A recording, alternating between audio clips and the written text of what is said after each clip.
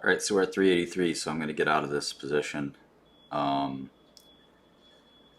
it just touched 383, so maybe I'll give it another second. But it doesn't look good.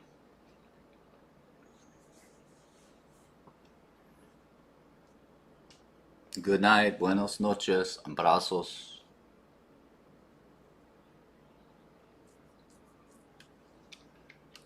Get that Spanish just right.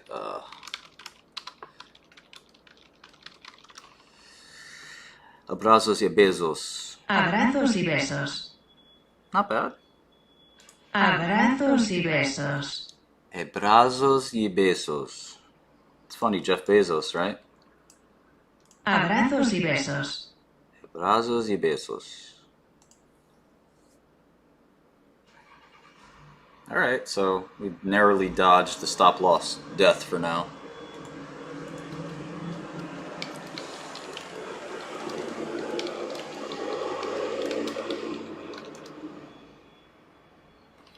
Oh, yeah, time to go. I need to go to the office. Just sold you puts. With that news, I do like that deal with Iron Source being an all-stock deal. I was reading through the terms. I do.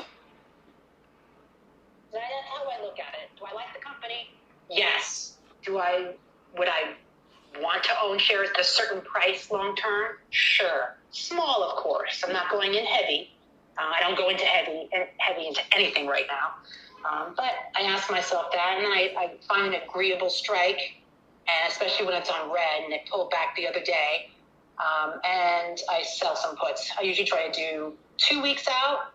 I like the 2 weeks. 30 to 45 is a little too far, but 2 weeks is good. It gives me flexibility still, so I can roll out or have options there. But I like that time period right now. It's working. And I look at the options flow as well. That's just another element. I've just started really analyzing that. And I do look at that as well. So the fundamentals, the sentiment, looking at the chart. And so all of those different elements come together. And so that's where I'm at. So I don't want to take up too much time. No, absolutely. You're all good. There'll be a lot more opportunities. We're going to make our way around the panel. And at any point, if anyone on the panel wants to come in next, just use that raise hand feature. I can definitely resonate with a lot of what you said there, Rosanna. Going back to the beginning, you talked about the biotechs, Labu, different plays there that you were making. We've definitely been talking about this a lot. We've been looking for relative strength in the market, and it's certainly been found in biotechs. So we watch a couple. We do a lot. All right, so we're out pick of the week, of the S&P. Why is it get to 84 shares? This is so annoying. Seeing the big runs, having a little bit of a down drop here. It keeps changing it. But still So fucking annoying. For the past month, obviously, pretty much killing it. And maybe just taking a nice little breather here for a second. Yes. In addition, I know we talk a lot about the selling of premium, getting the data on your side of the ball. Kim talks about that pretty much every week with us. She comes in and talks about the calls that she's selling, how they're going against her different plays, how she's offsetting them. So I think we're all kind of in the same boat here. I'm a little less bullish on this market than I think it sounds like you are. I agree that I'm not sure exactly where we're going, but I still feel like we haven't set the. I don't think the low was what we saw at 362. I do believe that we can go lower than that. Oh, absolutely. I apologize. I'm very excited. I'm not necessarily that. I'm more directionally neutral. I have my shorts. I have my. It looks like my stop loss is just gonna barely just screw me. Should I re-enter? What do you guys think? I have a portion of shorts. I have some longs, and I have cash. My Market's looking good. What do you think? Buy, sell, buy, sell. Puts. So what do you guys think? Cash secured puts. So, and so I'm using that money for the puts. But yes, I apologize if I come across as too, but I'm very excited. I think that I see light at the end of the tunnel. Could be 12 months, could be 6 months. We don't know. Could be a long, drawn-out downtrend. I'm grateful that we are trading somewhat sideways for now, for this week. Right now, we went down the other day, but we're stabilized. I guess the word is more stabilized right now. We'll see what happens in the coming weeks. We're in a downtrend, regardless. We're in a downtrend. And until the trend changes. We're in a downtrend. But I'm optimistic. I'm always optimistic. I see opportunities in all types of markets, so I see opportunity. I'm excited about Labu and I'm excited about biotech overall. I think there's something there, so it's exciting. Okay, perfect. Love it, Rosanna. Great. I feel like we got a really nice intro to you being on our spaces. So excited to hear more from you as we keep it rolling. Thank you so much. Absolutely. Okay, let's hit on some of the other members of the panel. First, Enrique, I saw you pop in and came up. Did you have some thoughts you wanted to share or anything, or just hanging out? Just hanging out. Really excited to hear from all the great women on Wall Street. Thank you. Perfect. Okay, well, let's pop it right over to Kim then, who had joined up after Rosanna. Kim, I know you have some similar styles as well. Would be very interested in hear what moves you're making, thoughts on the market here, and then we'll bring it over to Swing Pony. Yeah, good morning, everyone. I think 2 weeks ago, I said that I was doing Microsoft. I called out this trade. Of course, I'm not a day trader unless I'm selling or buying futures for the most part, like Sim is. I know she's not here today, but I'm more of a swing trader doing options 30 to 45 days out, but that doesn't mean I'm not putting on a trade several times a week. And a couple of weeks ago, I think it was 2 Fridays ago, I called out that I was selling a 265 Microsoft call against my stock, and I was buying the 250, 240 put spread for a credit, not for a debit, but for a credit. I think I said at that time we're gonna get stopped out again. $65 credit on it. And anyway, that came in really nicely yesterday, and I took it off on that big morning drop. How'd I get like the worst price possible? Low Microsoft went to about 245 yesterday. It keeps bouncing right off of there, and I took in $900 on that trade, and that was over 2 weeks. So I had sold my That's crazy. How'd I get that price? Out a month when we talked, so it was the July 29th. So it was still a month out, but it was obviously a lot shorter term trade than that. In fact, the premium on the 265s collapsed to being 95% in the money. And then that put spread ended up being about, I think I got it off for about 70% of total, like what I could, if it like expired at the full amount. And so, I made that in 2 weeks, and then that is money that is bringing down the cost basis of my Microsoft stock. So that was pretty exciting because I just had a feeling of, I don't know, feelings aren't really good to talk about in trading. However, when you get to know how a stock moves, and when you see the markets gyrating like this, and you see big run-ups, typically you can sell those big run-ups. Also, as I've talked about before, Look at that big ass. Look at that big juicy booty. Look at that big ass. That's a deep fake, is my guess. So, Is that supposed to be AOC? about kind of how to feel the market too, if that makes sense. You sometimes, you see where the technicals are, but you also see, hey, this is way extended. I use the Bollinger Bands a lot, MACD, when I'm looking at selling my calls against my stock. But I also, if it just has a big run up, I sell those calls. Also, I think we talked about last week, Wolf, that not everybody, if you're retail. Hi, it's Vegas. I'm just letting you know I'm taking a QQQ call, 292, there's 72 cents. Thank you, Vegas. And good morning. Yeah, I love Vegas day trades. I think I'm going to try that with you. You said 292, right? For today? Yeah, they were 218, so it's like I'm looking for like a flush reversal here. So I think we talked about, Wolf, that we have a lot of retail traders, and some of you all may be younger traders, and maybe you don't have,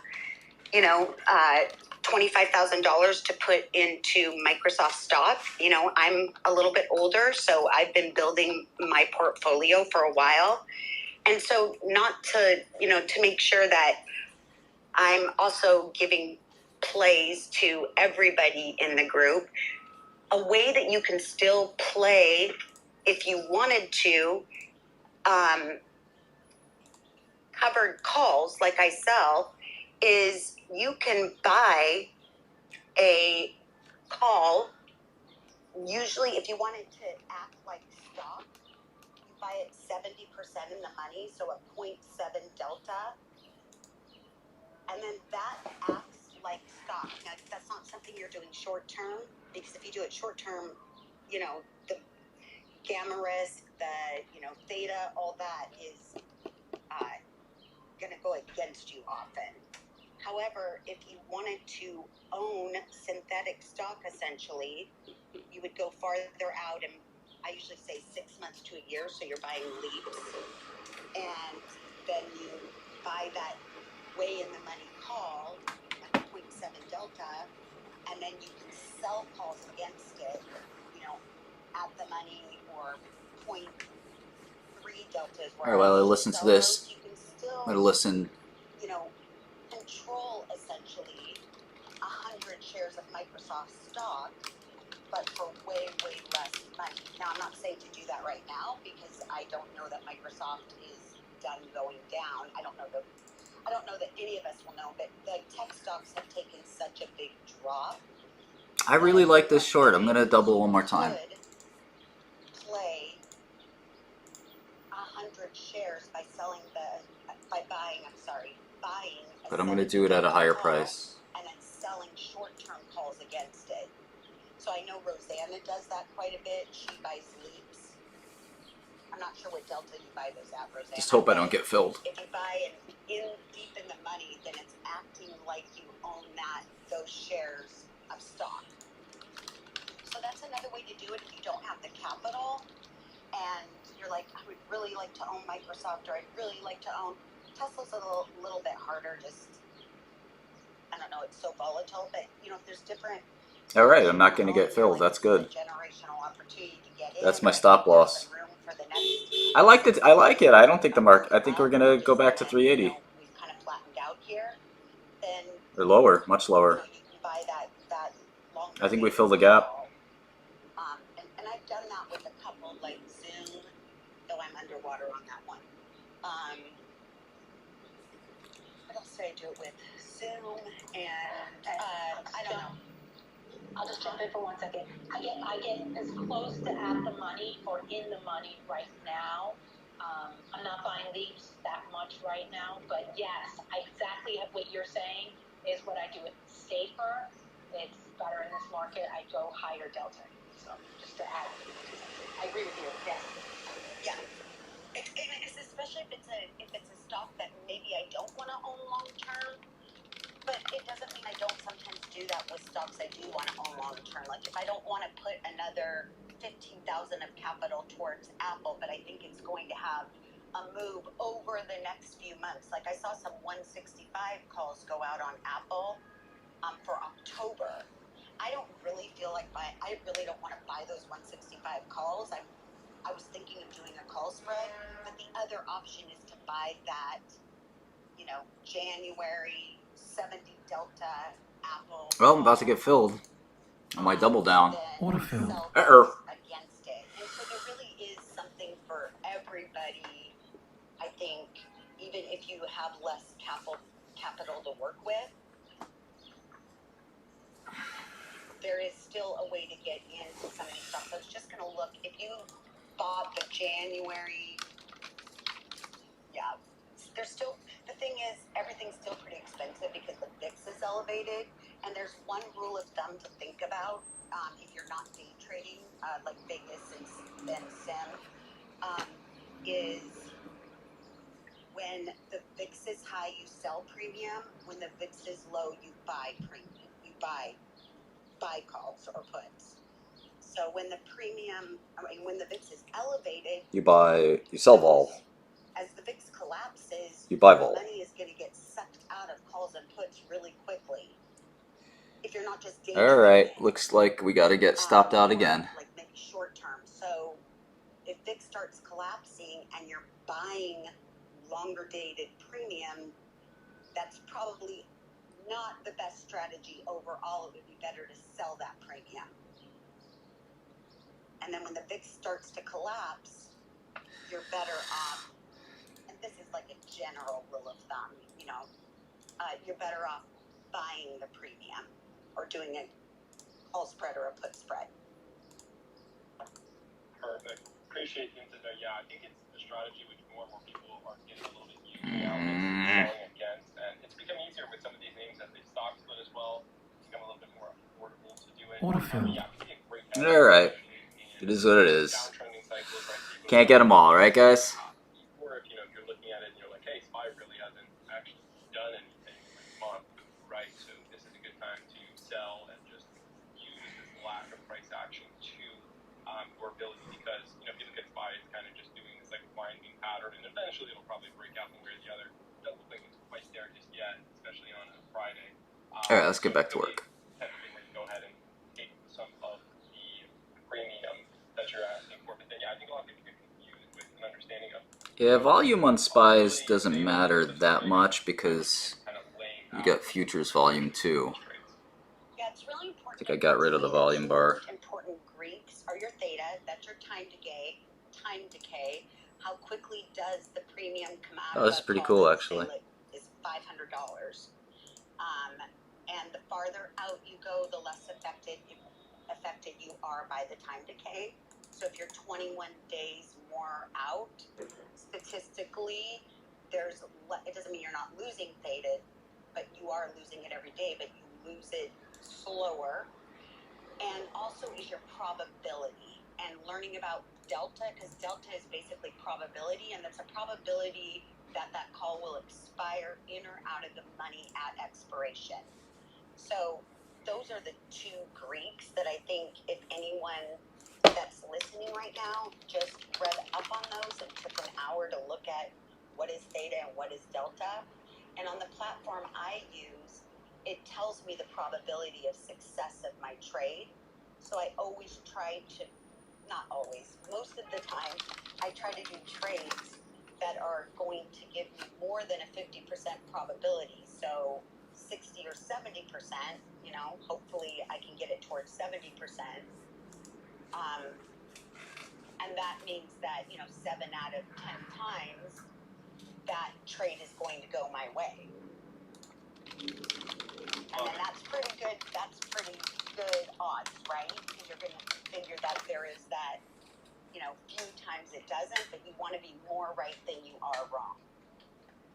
Yeah, at the end of the day, it's kind of making yourself into the bank or the casino or anything on that end, right? Market's coming back down. House always wins. Come back down. Become the house. Awesome, Kim. Anything else you want to add on? I want to get Swing Pony into the conversation too. Nope, not all. Thank you so much. Absolutely. Great stuff there from Kim. Make sure that you are checking her out, especially if these are options strategies that really resonate with you. BRB. Swing Pony, excited to have you on our space. Love to hear about the market today. Anything that you're looking at trading. Good morning. How are you? Living the dream. How are you? Living the dream. Good. Thanks for having me on. It's an awesome group of ladies, and it's always good to learn about everyone's different style and strategies, and always something to learn from everybody, so I appreciate that. So a little bit about me and my background. Much like a lot of the COVID retail traders, I started around the same time, and I was huge into small caps. Very much a small caps swing trader. That was my bread and butter. And Mara was actually my first trade, like ever.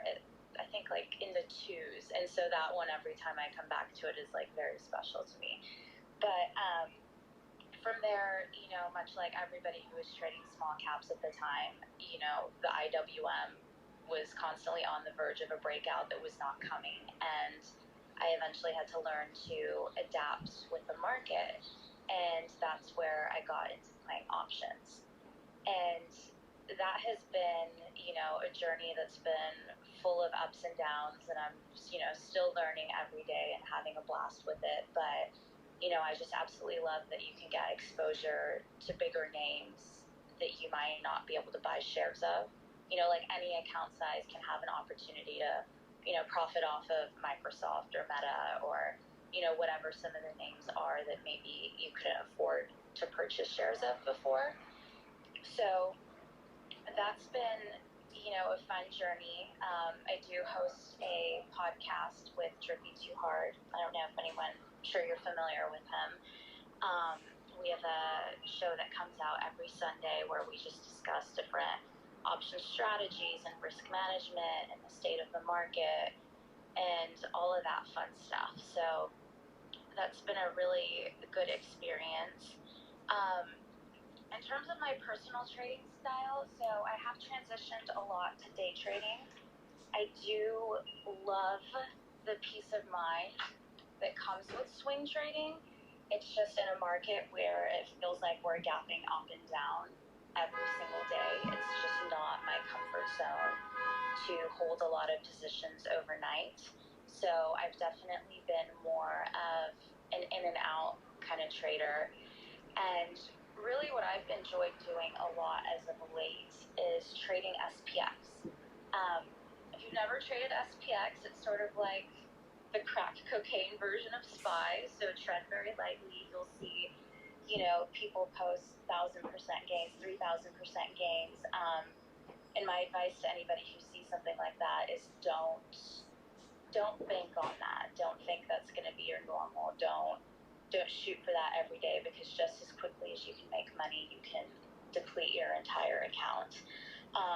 But my strategy in trading SPX that has really worked well for me is I really like trading 0DTs much later in the day, once that theta is sort of eaten away at the premiums and they're a lot more affordable.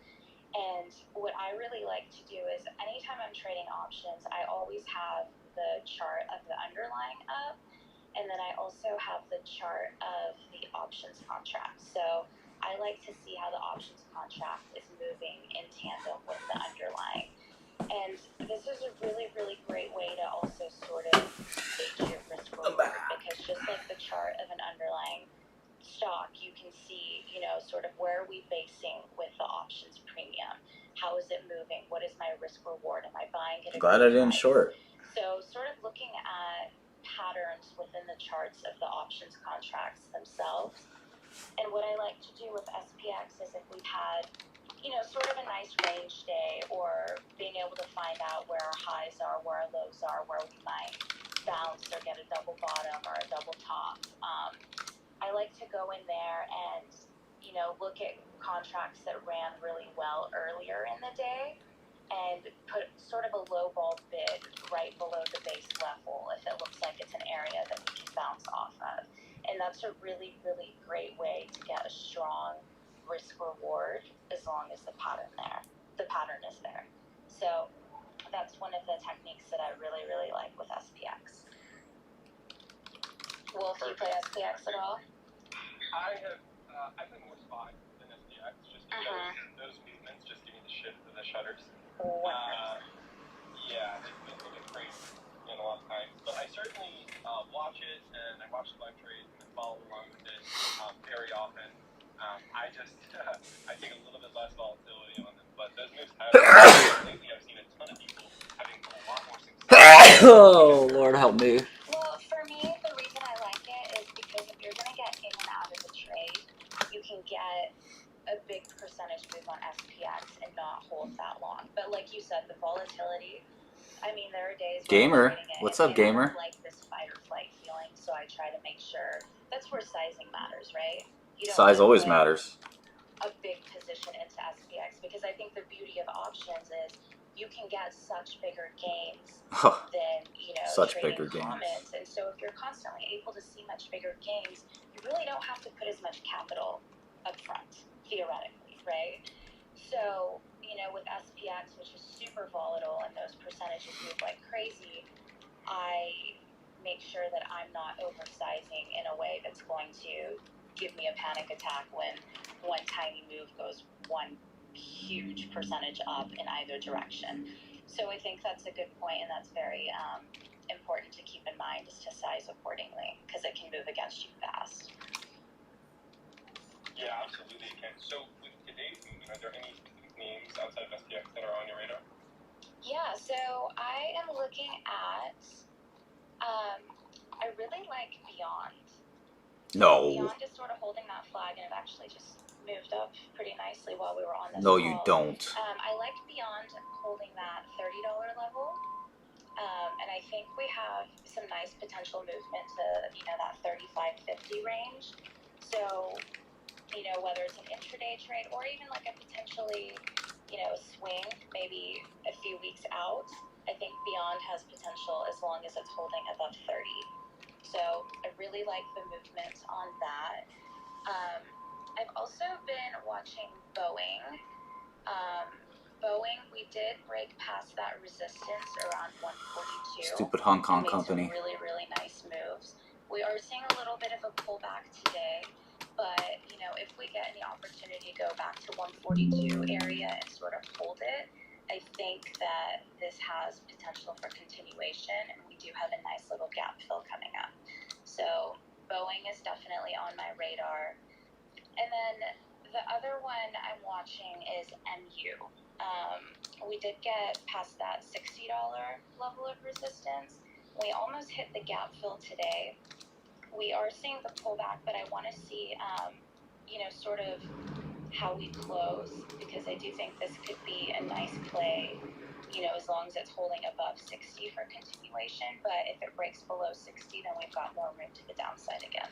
So those are sort of the three that are on my radar: Boeing, BA, Beyond, and then MU. Hong Kong. This is Hong Kong, my friend. Neither have I, yeah. Well, that's the funny thing is there's all these names that I hadn't looked at in so long. Even like Mara, I actually traded last week, which had a beautiful move. But it's kind of funny to be able to revisit some of these that are making moves again. You're right, Freddie. And sort of step away. And you're right to Q. Morning with Boeing, and those were calls. I think they were taken actually during our space with Seeking Alpha. I think Paper Gates took them. And then MU, we certainly do look at here and there. They've been following the rest of the semis on that lower pattern. Gonna have to make a Beyond Meat model. Okay. Very interesting. Yeah. And then I'm keeping an eye, because we do have, in terms of the state of the market, for me, it's 10 very cent. much a one day at a time market still. I think it's very, we get gung-ho to say like, oh, we had a green day and suddenly everyone's bullish. Oh, we have a red day and, the bears are all I told you so. Okay, so I have one day at a time market. Q1. I mean, who knows? I do think we have room, like you said before, to go much further, Value-added whether that's service. after, a bigger relief rally, or whether it comes, into I got earnings. I don't know, online but, advertising. That's why I'm taking more of a I got mentality with fintech. this market, because you just So I'm never guessing know value-added day to day. service Like I said, we do have earnings is for like Microsoft, the games? Apple, later this month, and I think it'll be very, very interesting once This we get into is tech WeChat? earnings to see what that looks like and how it affects the market. So my thing is just always stay on your toes and don't get too gung-ho and biased in either direction, because that's a recipe for a shake-up. Absolutely. And if you're in any live plays right now, or if you do take anything, definitely be sure to call it out. Absolutely. Absolutely. Perfect. And speaking of live plays, QQ calls called out by Vegas have been all over the freaking place, Vegas. Those 292s.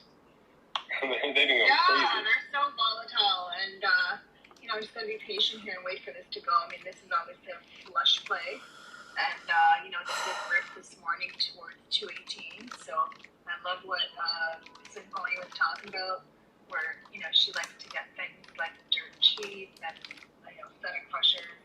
So definitely like these kinds of setups as well. Sometimes they take a while to work, and you guys be able to handle the pullbacks too. Because sometimes when they pull back, Yeah, I'd probably turn bullish on SPY, but I have plenty of long exposure with Google and GME, so I'm not sure I need more long exposure. 100%. It takes time because it's very tricky. Well, and sometimes I've noticed. Oh, here's the breakdown. When I take a trade and I actually have to step away and I don't have to micromanage it, that's when the run can actually really take place proper. Like, set your stops and all that. But sometimes when you're sitting there looking at, especially as day traders, I think a lot of us have become primed to those smaller time frames. The 5 minutes, some people are on the 1 minute. And when you're micro analyzing every single move, you can shake yourself out a little bit. So sometimes I find when I step away for a little bit, as long as I have my, orders placed to manage the risk, the move can actually play out without me bringing in that hesitation. But yeah, as long as the support's there, I think your risk reward levels are really beautiful when, you can get something much cheaper and just allow it to play out. I love the variety of styles that we've had shown on this space, and it's obviously been very all based around options, but it feels like each one of you has a very different style to the way that you're going about either trading or selling, intaking. There's so many different ways to play with the market here, especially in a market condition like this where everyone's a little bit timid. So I think it's very helpful. So Swing Pony, really appreciate you coming out and sharing that. Thanks for having me. Absolutely. Okay, I want to stop by Vegas, then we'll hit Jessica as well, and then your stock market news, or also my friend Michael, who's here with Seeking Alpha, want to chip in. Happy to have them. Of course, as always, to anybody in this space, at any point if you want to speak or you have a trade or anything, just throw up that hand and we'll go right to you. So we're not ignoring anybody. Just use that little hand raised feature. Okay, Vegas, let's stop by you. I know that you've been trading since the open. What's looking good? What's not? What are you up to now? Excuse me. Very volatile morning. Had traded AMD at $8 calls from 27 cents this morning. We grabbed them when the market just really pulled back here at the $8 calls. And they went all the way to 60 cents, so I'm not in them right now. So I'm definitely going to keep watching AMD though. And Microsoft, we traded this morning 260s at 46 cents. And Meta, 160s at 225. So those are working out quite well.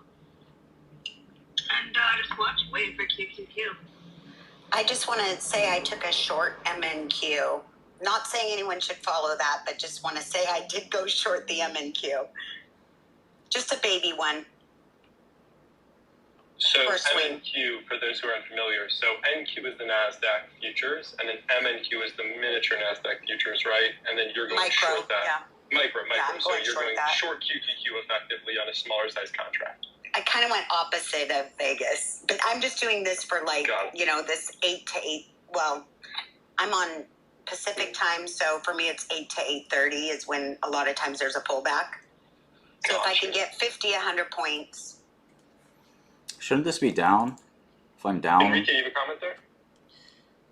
Actually, I have a separate question if I could ask the ladies. It's up to you though. Go for it. Yeah, so I took a weird speculative position just now. I bought a little GameStop, not because I'm like some weird GameStop addict person like there is out there. I guess, do they have a name for themselves? They're not apes, are they? I forget. But I bought it because there's a 37% rebate offered on my brokerage if you lend the shares out. Do you think that's a decent move? So which brokerage is it? This is Interactive Brokers. So if you buy GameStop stock, they offer you 37% annual percentage, which seems too good to be true. Pretty exciting opportunity. I don't know if any of you ladies ever lend stocks out or borrow stocks or whatever. I'm just kind of curious what you think. Yeah, I'll put that to the floor. Vegas, any thoughts? I know that you've traded GME a good amount. Yeah, I really trade GameStop really on that options. I don't actually have GameStop stocks, so can't really comment on that. What he was asking, so I'm probably not the best person to ask on that one. But I can't really answer that question actually. So I would say, who would probably know really well is probably Steven from Trade Ideas, because I think he's got those shares. Yeah, there might be a few that could weigh in on that. I think it's interesting. I don't know how they're exactly offering 37%. Is that some type of, because I've only seen numbers like that in like yield and stuff like that. Do you know exactly how they're going about creating that 37%? Yeah, so when the stock is hard to borrow, right, there's a competition by short sellers to get the borrow. So they are all tripping over themselves to borrow your shares to sell them. So they're willing to borrow your shares for 37% fee. So as long as they are borrowing shares from you, right? You're charging them to borrow your shares. You're lending them, and it's 37%. It's only 3% a month, right? So if they borrow your shares for a month, you don't make that much money, and the borrow rate could drop at any time. At the moment, it's 30-something%, but that doesn't mean it'll be that tomorrow or the next day, right? So there's a risk that if the stock goes down, you might collect a couple percent. That's great, but if the stock goes down 20% really fast, then you don't really make much money. But I thought it was kind of fun as a speculative play. The stock's held over 100 for a long time, and it does seem like they have that community support from Reddit or Wall Street Bets. And I don't know, an extra 30% a year sounds great, but obviously I'm worried that if the stock drops to like 50 or 80 or whatever, that sure, I might make 30% for a few months, but I'm still going to be a bag holder on the equity. So anyway, I don't want to take up the time though. I know we want to talk to all these great, intelligent women. Really quick, I'll add, I think this is what the apes are upset about, is that's where the stock's being manipulated, and this is the big question, right? Not that you're manipulating it, but just that's the overarching, like, loaning shares out that don't exist. That's one of the big controversies amongst that group, just as a little side note here. I think it's interesting because I've only really seen it done with crypto where people were doing those loans, and I think that made a little bit more sense, right? Because people were paying high APY for liquidity, essentially, but I'm not sure exactly how it works with GameStop. This is simple though. So on any big broker, you can allow your broker to lend your shares and give them out to people who want to short them. They charge a fees depending on how hard it is to borrow and if the shares are available or not. And they take a small cut and pass on the bulk of the interest to you. Like with GameStop, for me, right now to take a short, let me double check how much I'm paying. So IBKR right now has 66,000 GameStop shares that I can short. And I will pay a 38.78% APY just to borrow these shares to short. And I think end of the day, the person who the shares are owned by will net around 37% APY. And plus divide that by 365 plus multiply that by number of days that you will actually hold. That's how they pay you. Okay. Yeah. I hear it. I guess it's with shorting and lending. I've seen lending. I just haven't seen it at those APYs. But No. It all depends, right? If you go with Apple, you might make 80 bips, 100 bips a year. Amazon, 100 bips. But Redbox, RDBX, right now, I think I was trying to get the short last month. They were charging 750% a year for me to short that, though. They didn't make a lot of sense to short that. Even now, RDBX, you can lend your equity for 450% a year. But again, I do see 95% downside on that name, so I would not go buy that just to lend my shares. But hey, if you want to do that and you don't care about the fundamentals for some reason, you can do this. Yeah, well, what I'd say there, Martin, is I know also GameStop has their split coming up. So I don't know exactly, based on the user base, that may give you a little bump upwards. But I would say also, it is kind of hitting the 200-day here. It doesn't look terrible from a TA perspective. You've kind of pointed out the base that it's been building out. It actually is sitting right on top of, if you go back to, I think, the anchored COVID from the highest volume day back in January 26, we're sitting like right on that line right there. So a lot of people who were buying during the craze are not super underwater at this point. It looks like the majority of them are pretty much flat, is kind of how I would put it. So I just want. Hey Wolf, I want to say I'm out of MNQ. I just $75 in that 2 minutes. It just took a drop. Just FYI, if anyone followed it. But that was fast. Very nice. Nicely done. I appreciate you posting it. I do day trade. I wanted to add one more quick thing, which is I see Beyond is actually, they're willing to pay 85% to short the stock. And it's very hard to borrow. So it just shows you that everybody's shorted. It's really crowded. And when Gergovin mentioned Gamestop only has on interactive 60,000 shares, like I want to eat that all up because that's that's when shorts can't own stock anymore. They have to short stock anymore. They can't find any borrow. You loaned it out, and now you have a short squeeze to some extent. So Beyond Meat looks like a short squeeze candidate too. Of course, I think the consensus there is that their fundamentals are really challenged. They have a lot of issues. But again, 80% a year to borrow to lend out Beyond Meat, that's kind of crazy. Yep, Beyond right now it's 86, and they only have 28,000 shares to short on IBKR. And usually, as a short seller, IBKR tends to have the most of these available, like basically the best trades and the most shares. If IBKR doesn't have something to short, there's a good chance no one else does. Right. Okay. Shorting aside, because I don't think too many of the participants in the space are going to be shorting GameStop at the moment. We're buying it. I want to bring in Jessica. Jessica, I know that we were having some technical issues. This guy. Is everything working now? Yeah, I think it's working. I couldn't hear the moment I became a speaker. I stopped being able to hear anything that was happening, so I had to hop back out and in again. Okay, well, glad it's working, and we'd love to hear some of what you have been watching in the market and any general thoughts or approaches that you've been using to trade lately. Sure. Honestly, I'm not gonna lie. It took me a while this year to kind of find my footing. Trading, this, like many people, this is my first real bear market. I mean, I was around in 2018, but I'm not, and 2020, but I'm not counting those, I mean an extended bear. So it took me a while to find my footing. Early in the year, I was just getting chopped, death by 1,000 cuts, a couple bucks here and a couple bucks there.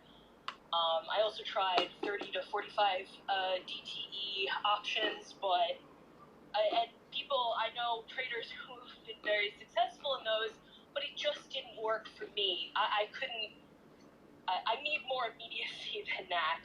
So I've kind of settled. I've kind of settled on weekly short puts, which I sell on volatility, and that's been working for me really well. I am using options margin. You don't have to, but I do have still. I just washed my hair. I do have some still kind of knot. some outside gains from the past bull market that I am leveraging to sell the weeklies.